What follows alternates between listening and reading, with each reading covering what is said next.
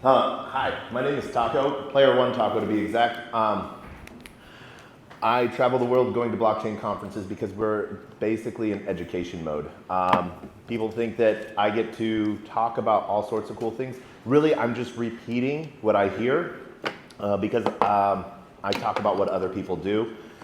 One of the big things that I've been working on for a little bit is called Manifest. Our foundation layer is called the Lifted Initiative. So we're Manifest AIS on Twitter because Manifestia is the Spanish word for manifest. But our founder is Eric Bravick, one of the lead designers and builders behind ICP. The idea is decentralized compute and infrastructure and providing the source that anyone can deploy and store stuff on chain and run node infrastructure. Also the compute side of things as we're slowly building that out more and more.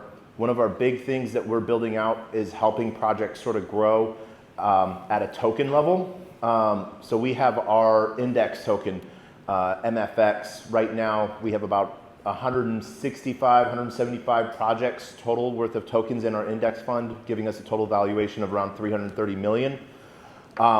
The idea behind that is with new projects coming on, a lot of times they're cash strapped. And so by being able to trade a token within an ecosystem of builders for services, that'll help give them a little bit of a foot up before they, have to go maybe a VC route or anything like that. But on the compute side of things, we really try to push forward partnerships. And so the ecosystem behind Morpheus, behind 6079, behind Lifted and Manifest is always expanding. Lumerin, there's so many cool contributors that the list just keeps growing nonstop. And then there's what's really cool about open source is there's a whole lot of people that are using this that choose not to be present or be acknowledged because you don't need to be in a permissionless world. One of the really cool things that sort of mean a lot to me on decentralization and open AI is the idea of ownership. Blockchain and crypto sort of give us that idea of ownership. I'm talking to the choir. You're probably here because that's what you believe in too. Explaining it to other people, explaining it to our grandmothers, that is the hard part because it's really one-sided conversations. People are blasted nonstop from media that AI is bad, that crypto is bad and just full of scams. We know that that's rampant through everything though, not just crypto. And so when it comes to dollars and cents, it's a very easy way to explain crypto, but the ones and zeros, the code behind blockchain technology can mean so much more. Where we see it in AI is that control of ownership and AI agents as being one of the really cool things that sort of helps start us having control of and protection, knowing the biasness behind choices. One of the things that have freaked me out the most is listening to a politician say that AI needs to be taught what it needs to teach us. And this is a world leader. So being told that something that is supposed to be unbounded and imaginative is going to teach me what others think I need to be taught is this very scary concept.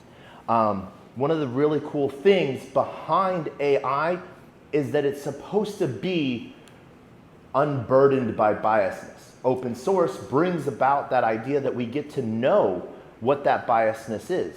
Now, if I'm acting in good interest and I'm trying to research something, let's say I want to go learn about Chevys. I'm going to go to a Chevy AI because a Chevy AI knows everything about Chevy. Now, is it going to have preferential treatment towards Chevys? Yes, but I know this if it's open source. If I know that it's labeled as a Chevy AI agent. But if I go and I talk to a car guru AI agent, and it just, no matter what, it's telling me Chevy, what I don't know is the biasness is that Chevy's sponsored it to be pushed forward a little bit more. And so that's one of the fun things. That is us, yes.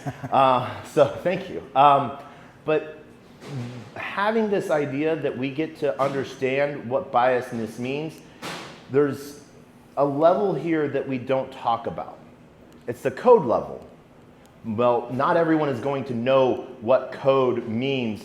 And so what's really cool that as we develop more AI agents and stuff, that we'll have something that's acting on our behalf that will be able to tell us, hey, this is aimed more towards this. This is what this means.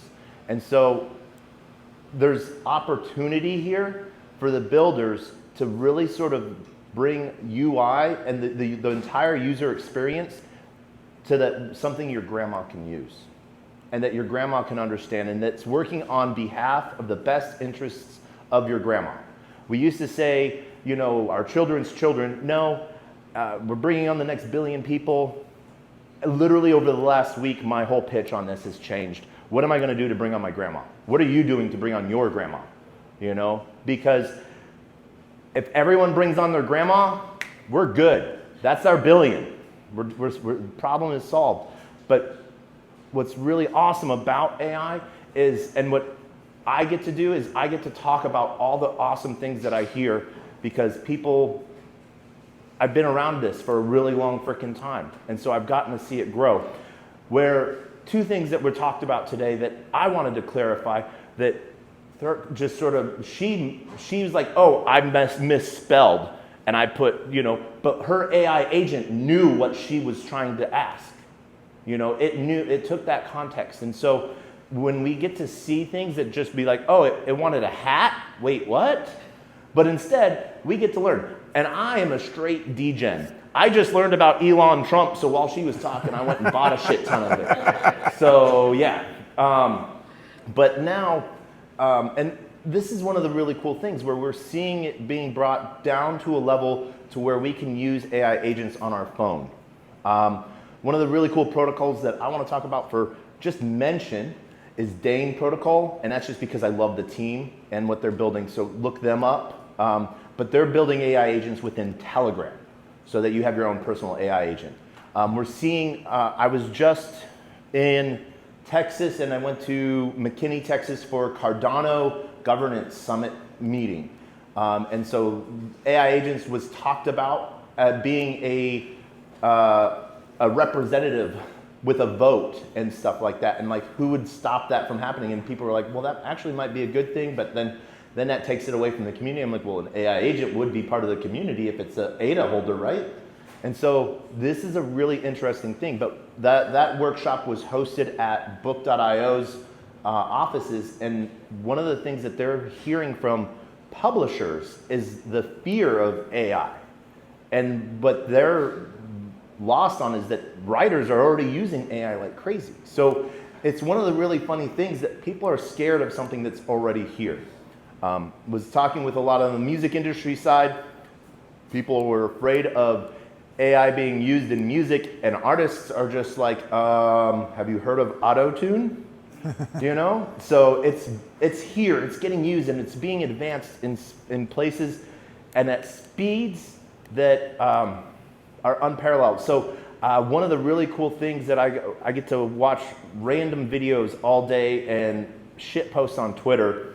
And so one of the really new thought processes is where AI will be limited by thermodynamics. And so how to use thermodynamics to help with AI models and stuff like that. And this is shit that is way over my head, that I had to watch like 5 YouTube videos just to understand some of the words. And then I went and put it all through a couple different AI agents to help me break it down. But where we're going, and this is a known factor, the speed at how AI is advancing is beyond what everything else has. So what we're going to be using tomorrow is going to be built by what we're building today. So I just want to thank everyone that is sort of participating in this, that is active in this, that is using it.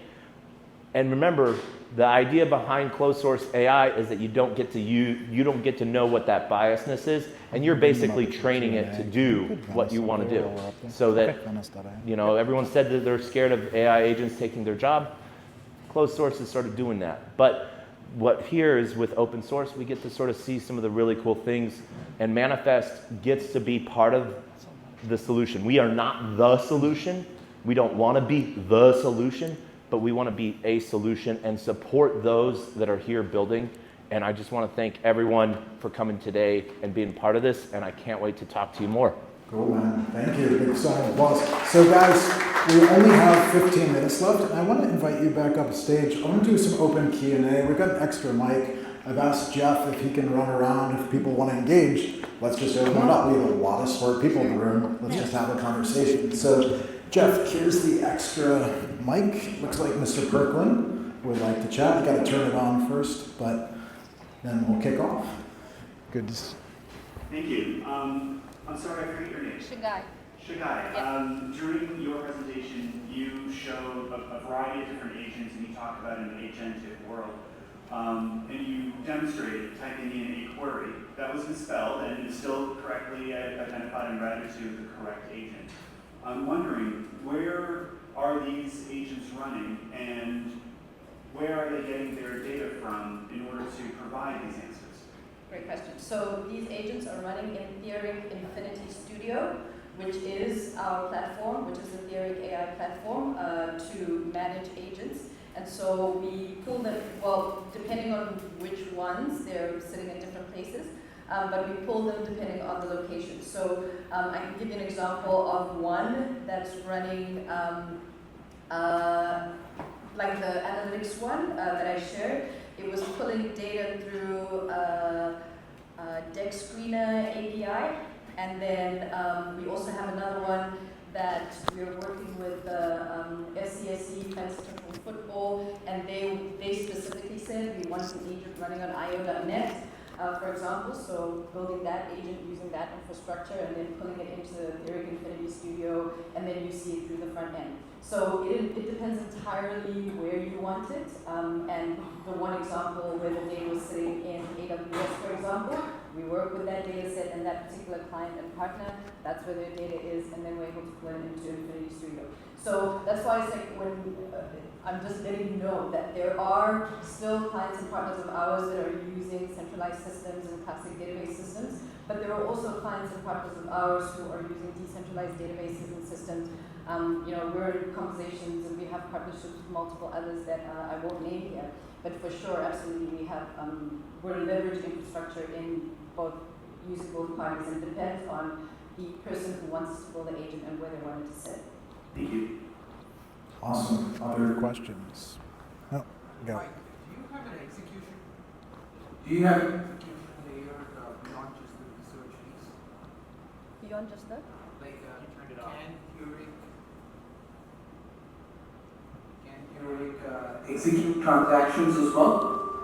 In a future state, we haven't made that public to our testers yet, but we're looking that's probably going to be more testnet too. Whereas for now, you can do it, but we're having to pull it in multiple different ways. Where you will be able to do it as a user through Theoric Infinity Studio, that's coming soon. Okay, perfect. Yeah. I also just wanted to mention we've been in great conversations with Akash as well, and being able to awesome. Leverage their infrastructure, and that's one of the other public partners that we've been chatting to. But many of these conversations are happening. We've tested the different platforms and protocols, but it depends entirely on who brings the agents and what they want to accomplish with them. Yeah, Akash has been at a lot of the decentralized AI events. If you guys aren't familiar with Akash, I probably have two mics on. So Akash is great because it's a GPU network, right? And people can host any type of model they want. That's proven one of those popular options for a decentralized context. And their cost is something like 3x lower than AWS. So not just the fact that it's decentralized, but the fact that it's so much cheaper, I think will inevitably move most people towards hosting in a decentralized context. But we're just seeing all of that mature right now. Very cool. I'm sure you find the same things that there are many service providers, there are many GPU compute providers, some better than others, but really leaving that option to the developer is kind of what we're seeing being the way to go. And it being the Web3 community, they are bringing through the decentralized options, right? So if I come from classic Web2 private sector, They will default to the big names, but we're seeing that it's the Web3 community that are coming and saying, I want to work with this platform. And then we figure it out, right? You find a way to pull in, make the APIs work together so that you can leverage the agent through Infinity Studio. Great questions. Others? Looks like we got one in the back. Hey guys, everyone, great to see everyone. Hey. My name is Chris Walensky. I'm a founder in Toronto. One question I have is that there's a lot of discussions about this agentic future. What are you seeing right now in terms of adoption? So who are using these agents? And so that's the first part. And then the second part is, which kind of industries and businesses do you think will be going up the adoption curve really quickly in the future once they kind of lock in, they start to understand that this agentic future is upon us right now? Well, and if I can, might have to turn that one off.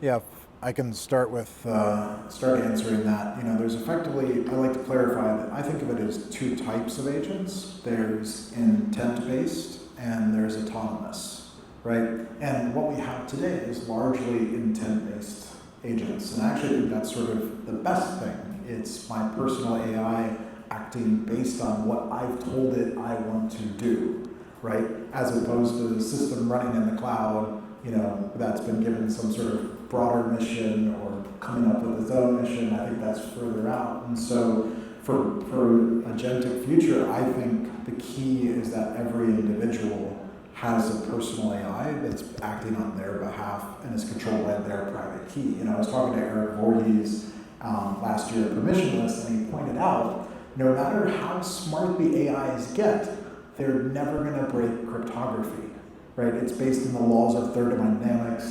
There's not enough compute in the universe to break cryptography. And so Web3 identity and a Web3 credential in a wallet is a great way to center that in the human context, right? And that's really what I want, is humans at the center of AI. So anyway, that's my rant about agentic intent versus autonomous.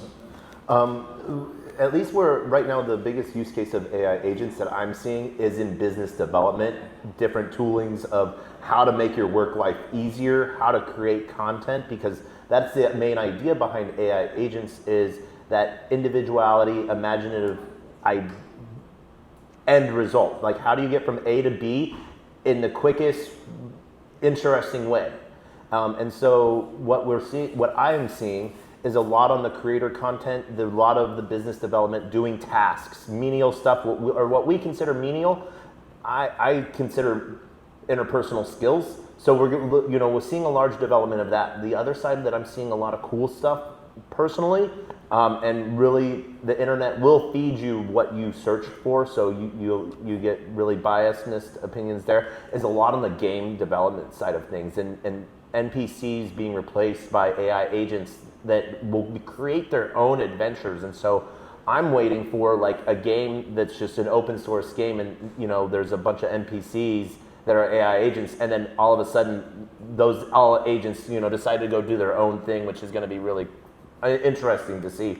But that's where I'm seeing a lot of it. Obviously everyone talks about the financial side, and a lot of different cool stuff is being done in there.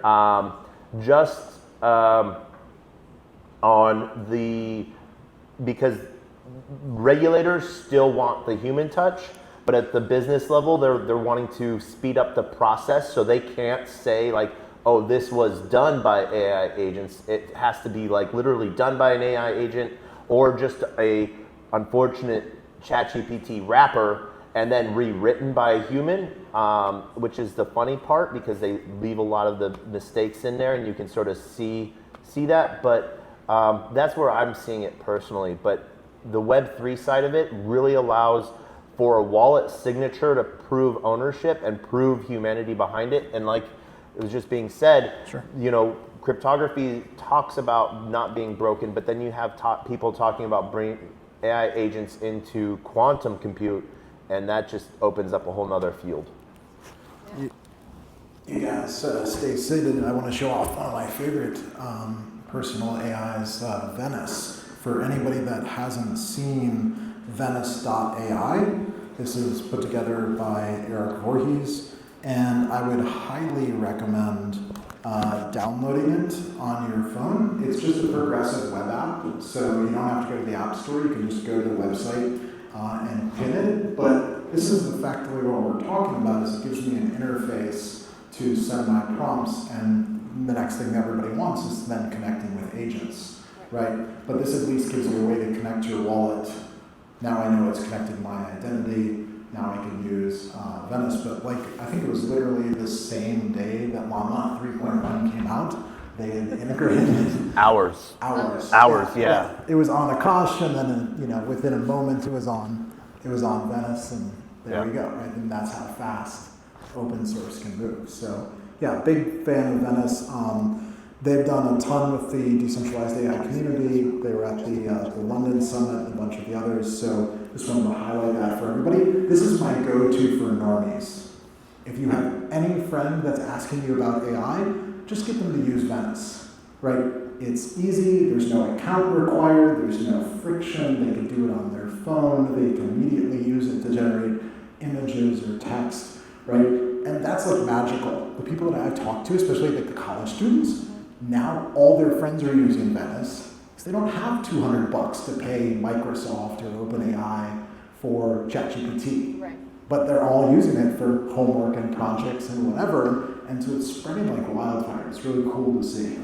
And one of the great things with Venice is, like you were saying, you don't even need to sign up for an account. Everything's stored in the browser, and you can literally delete everything and start over. Part of the really cool things is if you sign in with a wallet, Eric did make a pro version.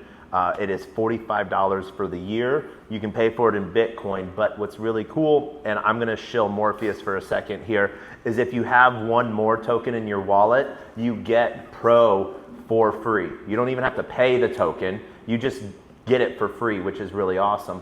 And the other thing that David had mentioned earlier was how the Morpheus contract had raised over $500 million, and Noun Space has raised over $10 million.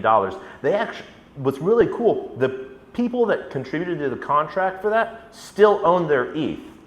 And over $1 million is still being generated in liquidity every month towards the Morpheus contract. So that $500 million is still user owned, which is really cool. So it is a true community build piece. And that's just, within days of Black Forest Labs, came out, that was integrated within Venice.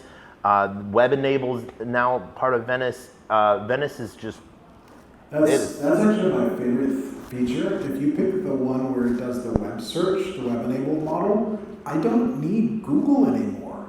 It gives me an answer, it gives me web links, it gives me citations, and it's private to me, uncensored, doesn't have all this bias. Like, I just literally deleted my ChatGPT account, and I don't use Google anymore. I just go to Venice, and now that's my search engine, and it doesn't show me a bunch of ads. And it's amazing how bad the results have gotten on Google. I remember the early days, like, it was so good. Like, you could find the best stuff on the internet, and the ads were there, but they were usually like highly relevant and actually useful websites. Now it's like stuff that has nothing to do with the result. It's crazy. But we're coming up on 11 o'clock, so just want to open it up for everybody to chat and talk. We've got about a 30-minute break, but want to thank you guys for kicking us off. So big round of applause. Thanks, guys.